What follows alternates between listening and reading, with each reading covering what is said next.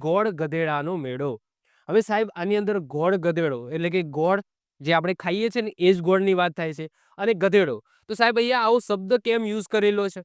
તો એના પાછળ પણ રીઝન છે. હવે એ તમે જોઈ શકો છો ઇમેજની અંદર કંઈક દેખાય છે કે અહીંયા મેળો ભરાયેલો છે. અહીંયા એક લાકડી છે એ ઊભી કરવામાં આવી છે, અને એ લાકડી ઉપર તમે જોશો કે છોકરાઓ છે એ ચડતે છે. છેક ટોચ ઉપર જોવા એક છોકરો તો બેઠેલો છે. અહીંયાથી ધીમે ધીમે બધા છોકરાઓ ચડે છે. અને અહીંયા તમે જોશો ને કે એ લાકડી દેખાય છે. ઓકે સાહેબ, લાકડી દેખાય છે. અહીંયા દેખાય છે. જો જેમ બીજી ઇમેજ બતાવું તો જો અહીંયા આ બધા જે લેડીઝ છે એ લેડીઝના હાથમાં લાકડીઓ તમને જોવા મળશે. અને જે પુરુષો છે એ શું કરે છે, જો ધીમે ધીમે ઉપર ચડે છે. તો સાહેબ આ શું છે? તો જો આમાં એક પ્રથા છે. હવે પ્રથા કંઈક એવી છે કે આ લાકડી છે, આ લાકડીના ટોચ ઉપર ગોળ બાંધવામાં આવે છે. અને પ્રથા કંઈક એવી છે કે જે પણ પુરુષ એ જે પુરુષો છે, જે મેલ છે, એ આ લાકડી ઉપર ચડશે અને ગોળ જે ઉપર બાંધેલો છે એ લેવાનો ટ્રાય કરશે.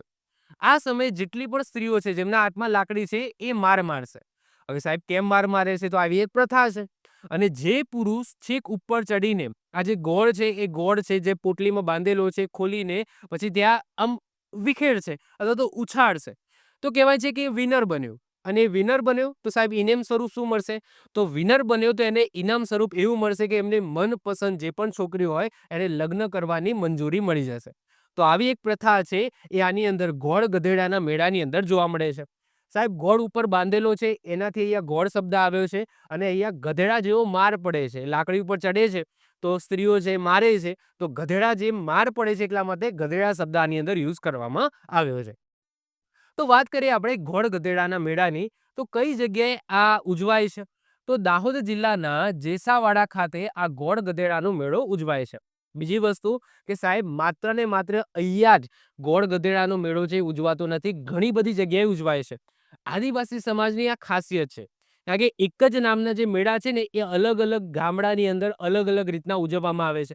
એક્ઝામ્પલ તરીકે વાત કરીએ સાહેબ હોળી, તો હોળી છે એ શું માત્ર ને માત્ર કોઈ એક જગ્યાએ ઉજવાય છે? ના, દરેક ગામની અંદર હોળી પ્રગટાવવામાં આવે છે. એ જ રીતના આદિવાસી સમાજની અંદર પણ અમુક એવા મેળા છે જે કોઈ સ્થાન સ્પેસિફિક નથી હોતા. જેમ કે અહીંયા આ મેળો ઉજવાય છે તો આ સ્થાનનું મહત્વ નથી, આ મેળો આ ગામનો અહીંયા ઉજવાયો.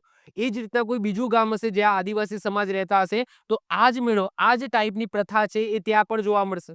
ખ્યાલ આવે છે? હા, કોઈ મંદિર છે, કોઈ સ્પેસિફિક મંદિરે કોઈ મેળો ઉજવાતો હોય તો એ એક જ જગ્યાએ ઉજવાતો હોય. પરંતુ કોઈ આવી પ્રથા હોય, જેમ કે મેં વાત કરી એમ હોળીના જેમ કે હોળી પ્રગટાવવામાં આપણે ચોરે ચોરે હોળી છે પ્રગટાવવામાં આવે છે, એ જ રીતના આ જે ગોળ ગધેડાનો મેળો છે એ ગામડે ગામડે થતો હોય એમને. ક્લિયર?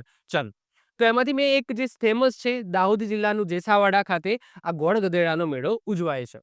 ક્યારે? તો સાહેબ હોળી પછી 5મા, 7મા કે 12મા દિવસે અલગ અલગ ગામની અંદર અલગ અલગ ટાઈમે ઉજવાય છે. કોઈ ગામની અંદર હોળી પછી 5મા દિવસે, કોઈ ગામની અંદર હોળી પછી 7મા દિવસે, કોઈ ગામની અંદર હોળી પછી 8મા દિવસે, કોઈ ગામની અંદર હોળી પછી 12મા દિવસે. તો અલગ અલગ ગામની અંદર અલગ અલગ સમય હોળી પછીના અમુક દિવસો પછી આ મેળો છે એ આયોજિત થતો હોય છે. આ મેળાની વિશેષતા એ છે કે આજુબાજુના વિસ્તારમાંથી હજારો સ્ત્રીઓ પુરુષો ઢોલ વગાડતા વગાડતા અને આનંદ ઉલ્લાસથી નાચતા ગાતા મેળાની અંદર ભાગ લેવા આવે છે. મેળો એક મોટા મેદાનમાં આયોજિત થાય છે, જેની બરોબર વચ્ચે આડા અને ઊભા વાંસનો 20 થી 25 ફૂટ ઊંચો વાંસનો એક માંચડો, આજે કહીએ છીએ ને આને માંચડો કહે છે, તો 20 થી 25 ફૂટ ઊંચો વાંસનો એક માંચડો તૈયાર કરવામાં આવે છે. આ માંચડાની ઉપર ગોળ ભરેલી પોટલી લટકાવવામાં આવે છે. આ માંચડાની આસપાસ આદિવાસી સ્ત્રીઓ હાથમાં લાકડી રાખીને ઢોલના તાલે નૃત્ય કરે છે અને ગીતો ગાય છે. આગળ વાત કરીએ સાહેબ, આગળ શું કહેવા માંગે છે?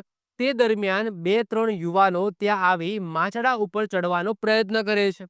સ્ત્રીઓ લાકડીની મદદથી તેમને નીચે પાડે છે, પરંતુ કોઈ ચપળ યુવાન, ઓકે, સ્ફૂર્તિવાળો યુવાન છે એ માર ખાઈને પણ થાંભલા ઉપર ઉપર ચડી જાય છે અને પોટલી છોડી ગોળ છે એ ચારે બાજુ ઉડાડે છે.